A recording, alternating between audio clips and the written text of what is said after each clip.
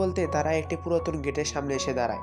সেখানে এসে অ্যালেক্স পাথরটিকে জিজ্ঞেস করে যে তুমি আমাকে এখানে কেন নিয়ে এসেছো। এই কথা শুনে কথা বলা পাথরটি তাকে বলে এই শেকের নাম কুলনুন শেক, যা পুরোপুরি ব্যাংকড্রাফট হয়ে গিয়েছে।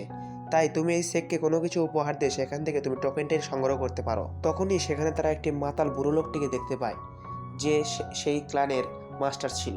তাদের এই কথা শুনে বুড়ো লোকটি বলে আমার ক্লানের টোকেন বিক্রির জন্য নয়। তখন কথা বলা পাথরটি আশ্চর্য হয়ে যায়, কারণ সে মনে করেছিল তার পরিকল্পনাটি সফল হবে।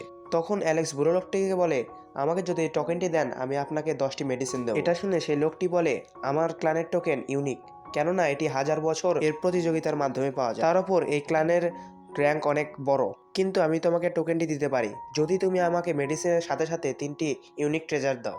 কিন্তু অ্যালেক্স বলে আমি তোমাকে একটি ডিভাইন ট্রেজার দেবো। এটা শুনে সেই লোকটি 4টি ডিভাইন ট্রেজার দিতে বলে। এও বলে যে টোকেন নিতে হলে নাও, না হলে চলে যাও। এটা শুনে অ্যালেক্স তাকে বলে